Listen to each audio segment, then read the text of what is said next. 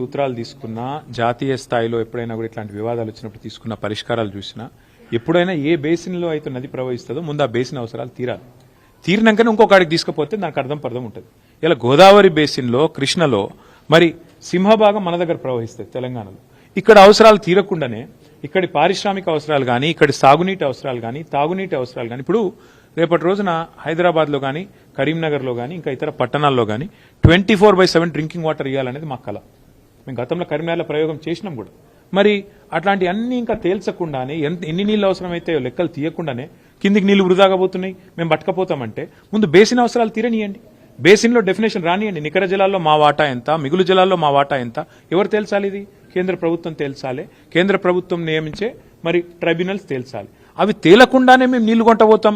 మా చేతిలో ఇవాళ కట్టి ఉంది కాబట్టి కట్టెతోని బర్రెని ఎటువంటి అదిలించకపోతాం.